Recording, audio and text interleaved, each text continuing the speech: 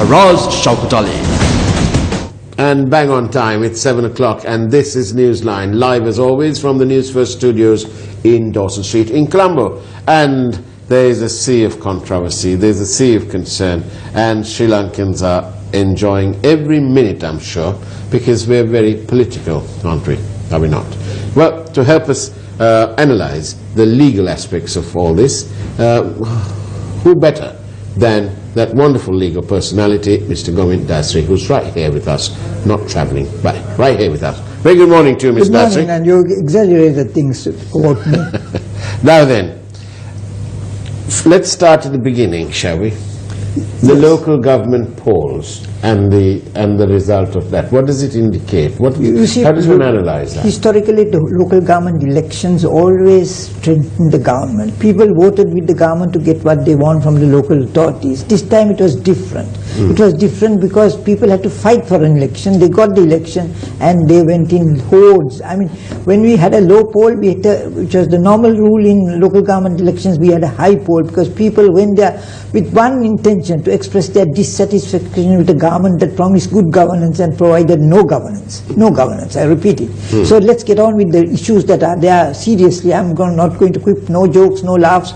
Let's get on with the subject. Let's give the public enough time to question me, please. Right. In which case, do send us your questions. 0772 300 305. The number come up on the screen now. Do send us your questions.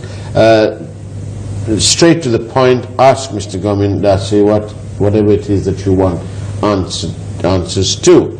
A late night meeting President Maithripala Sirisena had with the UPFA parliamentary group on the current political crisis ended inconclusively yesterday, according to the island. Now then, this is to do with removing the Prime Minister. Well, the Prime Minister should see what the results of that last election, and he's wanting to stay. I can well understand. Both he and Mahinda Rajapaksa wants to stay in office because there are allegations of corruption against him. They think the best defense is the strength of power, and that is the power they want to exercise to remain in office. Now that's very unfair. That's been very selfish. I think Mr. Wickremesinghe was not a selfish politician, but these allegations have made him weak. So I think he should read the readings on the people's choice, people's election, and then resign. But if he's not resigning, what do you do next? Then you have to remove him. There is some school of thought that under sections 42.4, 43.2 and 43.3 that there is some provision for the President to change the Cabinet of Ministers, change the composition of the Cabinet of Ministers, and ensure its continuity by appointing a new Cabinet of Ministers, during which process the Prime Minister will also be changed. That's one possibility. The other possibility is for the Prime Minister to be changed by a vote of no confidence in Parliament. And you say that the opposition are not doing that. Precisely. I think what is really wrong today is we don't have any constitutional experts. You get sort of old buds like me coming and talking on constitution. You're not odd. I don't know. I wouldn't consider myself an expert, but remember in the old days when there were people like Colvin R. De Silva, there were people like H.L. De Silva, H.W. Jayawardena, Mark Fernando. Yes. When the last two constitutions, both in 70 and 22 and 77 were promulgated, they had experts. Today, we have a bunch of jokers who get on media and mislead in the media. Now today I'm going to suggest that serious journalists who talk on this subject meet me over lunch, during lunch and adjournment, and discuss the constitution, because everybody is on a wrong track. Now this is, I'll tell you one thing very clearly, my view is this. Now remember, I'm no expert, I'm just another, but I think there's a way out. The way out is the person who commands the highest persons who are in favor of him must be made Prime Minister. That is clearly set out in the 1977 Constitution and the 19th Amendment. It is 19th Amendment that played havoc. I would say the reason is you gave it to inexperienced politicians to handle it, and a person, the author, I don't think is an expert on constitutional law as much as I'm also not an expert, but he has made a fatal error in refusing to give the right to the people to elect the government of their choice at a time when it's appropriate. Instead of that, he has banned the holding of elections for 5 years because no elections under clause 70, which is the fundamental section which is not read by many of the experts that come, so-called experts. 4 years and 4 6 years and months. 6 months you can't have election. That's section 70. Yes, then section 70, then that gives you 6 months to hold elections. So the elections will Yes, take but place, you should that- file, unless of course there's a 2/3 majority. Now 2/3 majority will be impossible to achieve in a parliament, you well know, where members will in no sense want to have terms of office reduced in any way. But Mr. Gomin, isn't it true that all this horse trading that is going on is merely because they want some inventive method of holding on to a national government? Because the national, by this use of this loose term national government, that is how you circumvent the size of the cabinet. Precisely. Now, you hit the right spot for us, because it's the national government has no definition. A national government can be any major party or the prime party immediately after the election with another political party, so that at any time, at all times, I think they will say that every government has a national party, is a national government, because the national government has no definition. If so, any combination, SLFE, UPF or the PS or this new budding party can team up with one other party. It may be Mano Ganeshan, it may be Tundaman, it may be Sellasamy, anybody. Any two parties joining together forms a national government. As long as one component is the party that controls the largest number of seats in parliament. That is at the beginning, but thereafter there is no other way of determining but except one. Now that is the route nobody is suggesting to Mahinda Rajapaksa, which is available to him or to the public, because even your media is reading, people who, the so-called experts, are misleading the public. What is that? I'll tell you. There's specifically, I read it to you this morning for us, and that is, you must bring a vote of no confidence, not against the Prime Minister, against the government. Bring a vote of no confidence and win that vote of no confidence. The cabinet immediately goes out, and the President can elect a new cabinet from the party that then can show in Parliament the person who commands the most number of votes in Parliament. Now that's the route for Mahinda Rajapaksa or any other person. I don't think any other person is entitled. Now it's Mahinda Rajapaksa, and Mahinda Rajapaksa is not getting that advice. He's asking for general elections. He's stupid. You can't hold general elections with this constitution. As long as the constitution is the prime law, it says for 5 years you can't have elections. He foolishly asked for elections because his advisors don't read. Today, that is why the main problem is this country has no real, genuine constitutional expert. Just as I'm supposed to be a constitutional expert, but I'm not. I'm just an ordinary lawyer. I'm not even a president's counsel. That's only by choice, you know. Yeah, that's by choice. I won't apply. I won't want to disgrace myself by hanging down to the name of a president. But that's an irrelevant matter. But the fact is, you don't have good, genuine advice. It was available. Colin Nazis, although he yes, I know, but all of this, as I know it's true and so on, but it doesn't resolve the burning issues. This is becoming beyond a joke. No, it's not. They're like a bunch of clowns going up, down and sideways. It's a bunch of clowns who don't read the constitution. It's very clear, very correct, and I would give the credit to the creation, to the authors of the, or not to the 19th, but to the 77 Constitution, because it has a very clear way, and even the 19th Amendment doesn't disturb it. It clearly says you've got to bring there are three situations. One is if against this original speech of the throne speech, or what you call the speech where you have the policies of government outlined annually after prorogation. Then there's the next situation where a financial bill is crashed.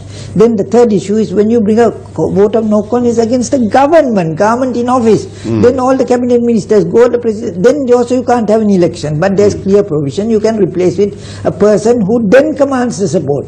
Because at the beginning, the president finds it very easy to who commands the highest number of seats in parliament after a general election is very easy to determine, but not thereafter. So you have to have a situation where you can determine by asking for a vote of confidence or naming the person. Mahinda Rajapaksa is the person who commands the largest number of support in the parliament and get a resolution passed. Then makes it very easy. I'm advising the president, don't act stupidly, don't act foolishly, don't get rushed. People are trying to make you a fool and then blame you because you are under a command, one command, that is, you give the title of Prime Minister only to the person who then commands the highest respect or the highest number of members of parliament voting for him. So now, Mr. President, you should either get that vote in your mind quite clearly, then you can select the Prime Minister, because otherwise all these routes that have been shown by the jokers, or I call jokers. So what you're suggesting in a nutshell is that the President asks whoever comes calling at his door, be it Ranil Wickremesinghe, Karujaya or Mahinda or his proxies or whoever, or Nimal Siripala, go to Parliament and show first he must get a vote of no confidence against the government, otherwise it is unfair, because if the government wins if Ranil Wickremesinghe wants to show confidence, can he have a vote of confidence in himself? He can have a vote of confidence in himself, because any resolution can be passed and you can say, you can make a vote of confidence in the government, or he can say put any bill to Parliament, a major bill like on his throne speech. But what I'm saying is, can't we just focus and say, look, the burning question is this leadership problem. Yes. Therefore, so what you're saying is that the President should say, go to Parliament, pass a vote of confidence and then come back and say. Yes, he should say, I resolve that I should continue to be the Prime Minister of this country, and get a resolution to that effect, and then he's certain. But remember... But why is he not doing that? Why do you think the Prime Minister is not doing that? Prime Minister is not doing it because he can't do it, because the public has shown that he has only 32% support. So he's scared to do that, and he will lose it. He knows he will lose it because the parliamentarians will swing the other way. He's worried he won't take chances. But Mahinda Rajapaksa... But why can't the opposition, why can't Nimal Siripala do that? They won't do it. They won't Why? do it Because he's asleep? I think I would give them the benefit of the doubt for the moment. Less things. They're always giving people the benefit of the doubt, Mr. Govin, with all due respect. The benefit of the doubt simply because the people, ministers, MPs are today purchasable. I don't know which side they are.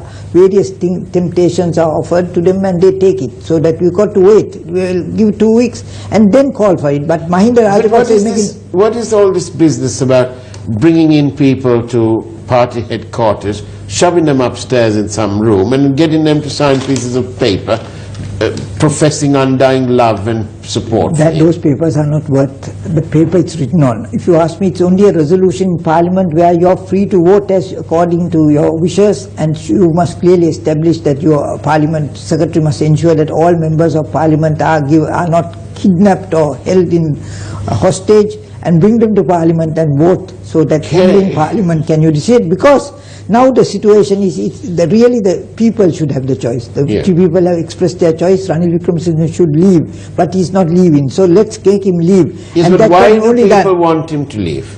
Because people, it's simple. It's that. Tell me that. Because that's one of the questions being asked. Yeah, there is no. They promise good governance. There is no governance. Good, not even good. Yes, but why? What's so that people, cost of living is going up. Everything is in difficulty. They are restoring the rights of a gentleman who has been ousted 3 years ago because there is no option. He's not giving any options. He's not leaving. And basically it all relates to corruption. Both Mahinda Rajapaksa and Ranil Wickremesinghe find it very difficult to leave office because of there are corruption allegations. So now, if I had allegations, I would go there and say, look, take me on. I'll disprove. But they are not doing that. They are playing hide and seek. And I think you are one of those who are responsible for exposing the bond scam.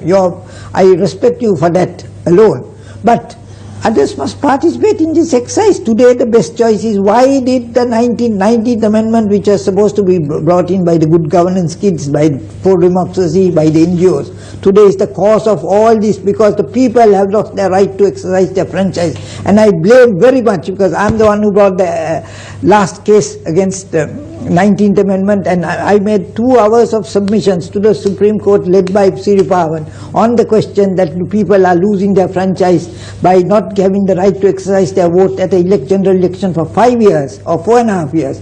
And the Supreme Court, disgraceful, I'll tell them, take me on contempt, take me on anything, Mr. Siripavan and the judges. I blame always the Chief Justice, because Chief Justice is the head who rules the court, and courts don't have division. I don't blame the other 2 judges so much. Why did you not answer that question? You didn't say it was right, you did not say it was wrong, you did not give any reasons. You are compelled, Mr. Chief Justice, former Chief Justice, to give reasons in your judgments when people make submissions of wordy submissions. You did not answer that question, and today we are suffering because of that. Goodness me, Govind Dasri is on fire, but I've got to go for a break. When we come back, we'll reignite that fire and that passion. It's a question time. Question time after that. You must throw the questions of the public have sent to me. Indeed. Question time after this break.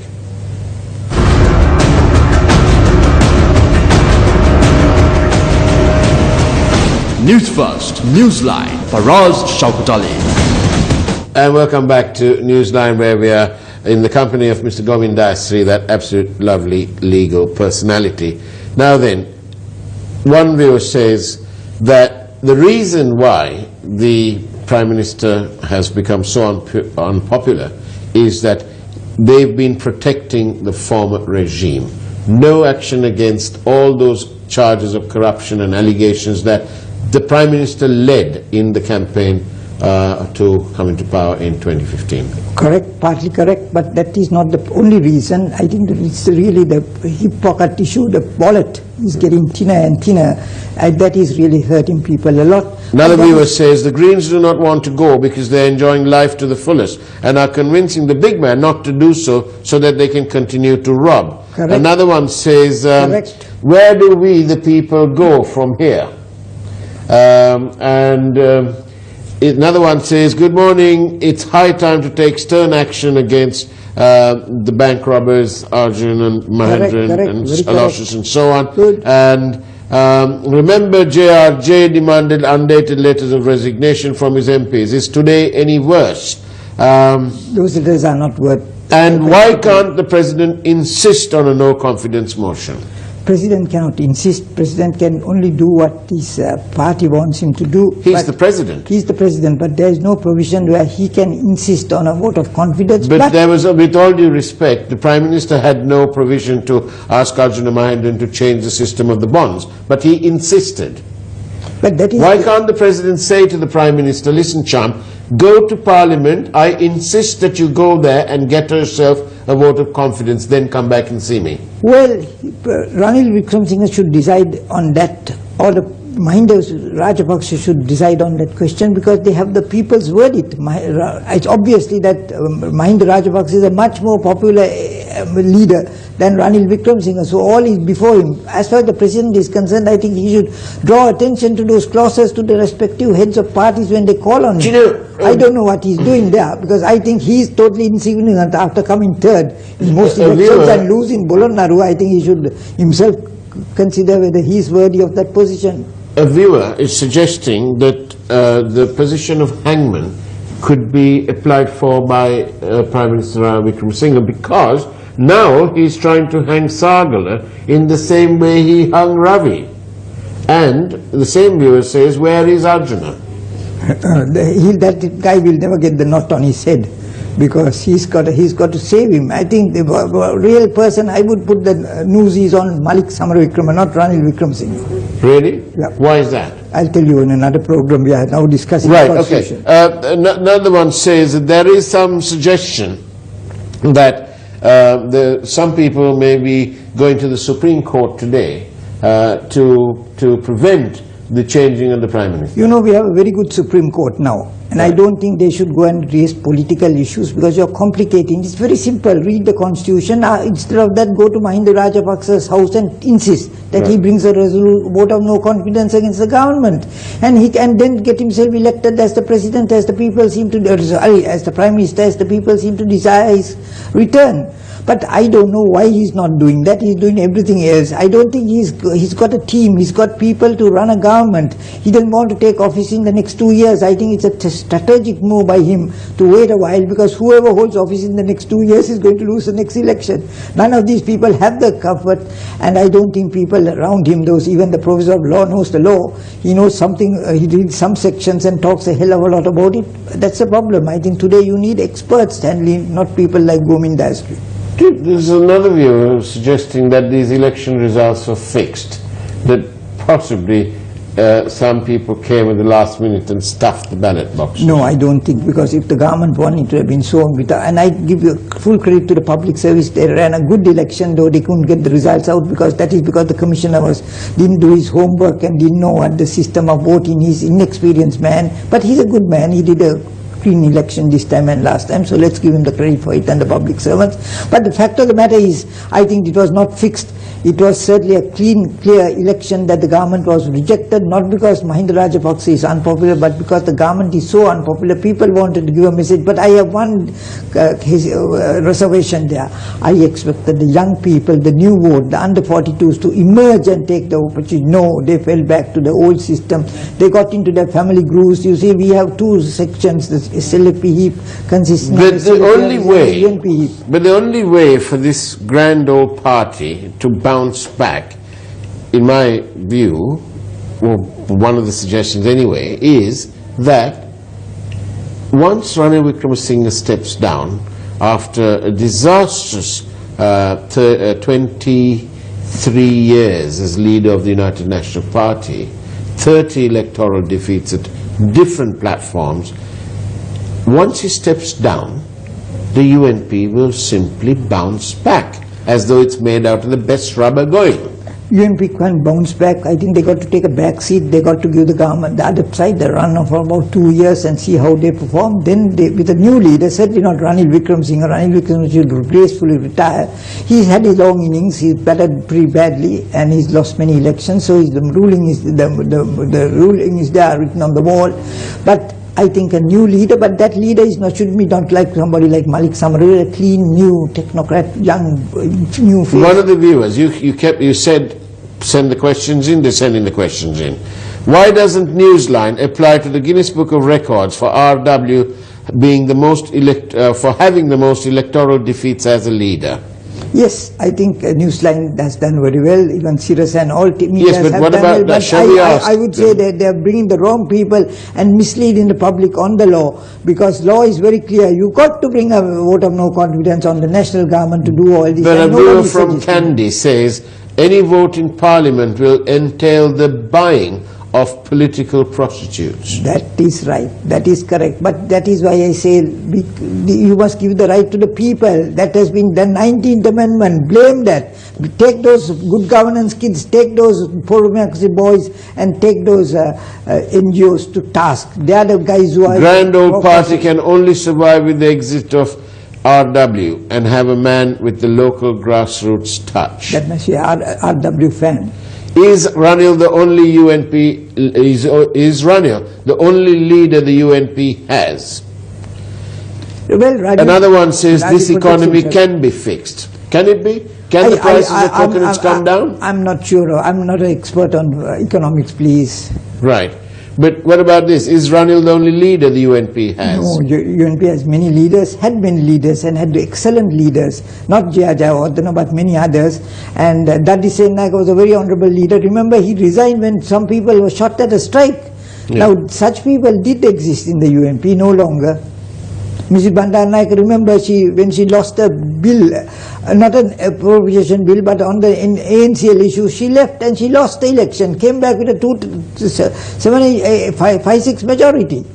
So, you know, we have had great parliamentarians, but today it is not so. But most of these big names, good names, committed names, left the United National Party because of their differences with RW. Of course, Gamini Jayasuri, MDH Jayawardena, meant to remember MD Banda, UD Vaninayaka, great men, but I can well remember MDH Jayawardena, a great man. So did Gamini Jayasuri, still greater man. They left because they couldn't work with Jaya.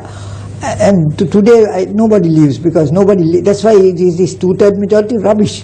People will never leave, will never want their privileges cut short. In fact, there are a number of people outside waiting to become appointed MPs. Charmaine says the president should be told that he is the only one who could save our country. For God's sake, do something. How can he save?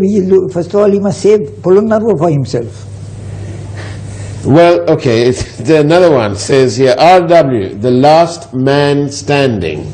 I don't know, standing or sitting, I don't think either position he's there. Is he a man or mouse? I don't know. All right, there are so many questions, but listen, honestly, Mr. Govindasri, in a nutshell, what should happen? What should happen? I think all political parties and all media should be given education on the Constitution. The Constitution is clear with whatever defects. It is the law of the land, the prime piece of legislation in this country. We should adhere to it. There is a way, that way is not been shown. I gave you a hint today, work on it.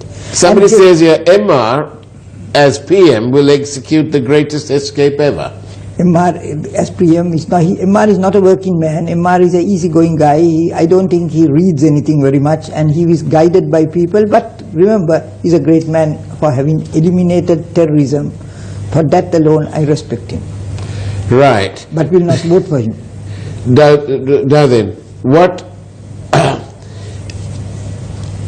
is, somebody here is asking this question, I'll have to ask, because in the spirit of asking all the questions, is RW a rogue?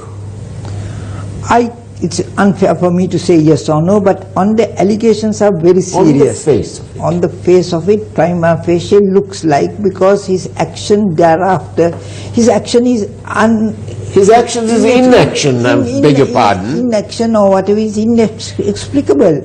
I mean, this is not a way a responsible Mr. Clean should have. He has become Mr. Rotten after the bond scam. What about MR? Is he a rogue? I don't know, I hope not, but he doesn't, I mean, why is he hanging on to his office? I can't understand. He had been rejected, he had his term, he had 2 terms, and he wanted the 3rd term that he didn't get. He should gracefully retire and become elder statesman. I told him to his face a few days after the election. Mr. Govindasri, can I ask you this question? Yeah. Ranil Wickremesinghe, 40 years experience unbroken, 4 times Prime Minister of this country, 23 years leader of the United National Party, and a qualified lawyer. Yes. Can you tell me, he didn't do anything when this network exposed the bond? He didn't take a simple step of asking his friend to show him proof that there was no conflict of interest. Good point. He didn't do that. That is the beginning of this problem. No, I would say that is the beginning of his being established, that he has to explain, he has to stand trial, he is not totally innocent.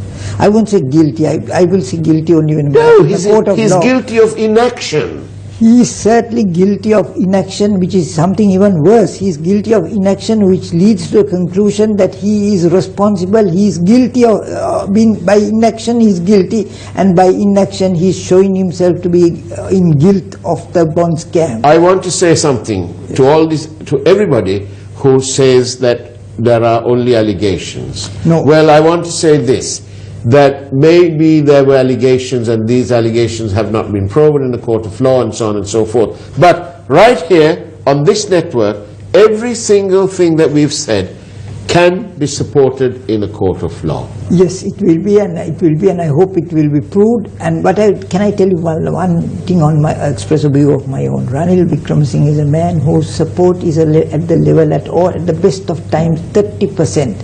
He gets to the 40% or the 50%, near 40% mark at the best, because he never reached the 50%. He's always a 30% man.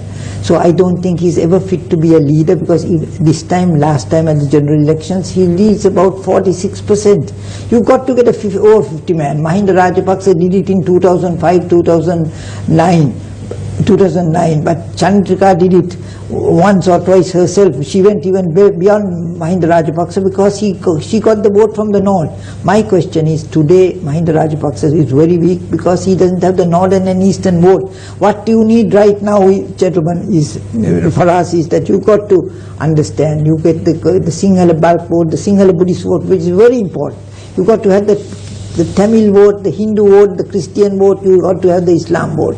So religion-wise, nation-wide, we got to get together, and that is very important. Mahinda Rajapaksa, by abandoning the North, and he clearly gave UNP an opportunity. And I'm very happy to see that in the North, the UNP and the SLFP of Sirisena is making ground. That's very good. That's one of the best efforts of national reconciliation. Absolutely. We got to get national parties. We got to get the TNA out of the system, and we got to get the TOLF out of the system, or they must become national parties that can elect people from any constituency in Sri Lanka.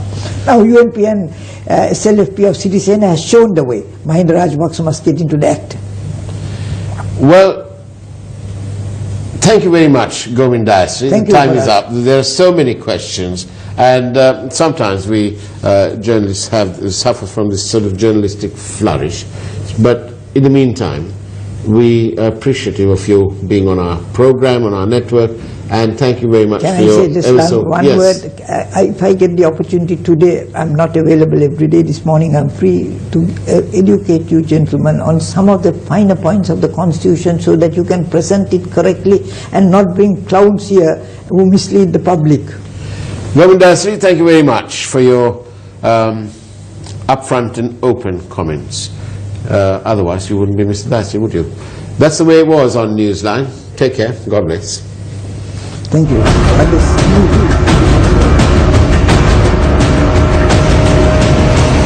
News First, Newsline with Faraz Shaukat Ali.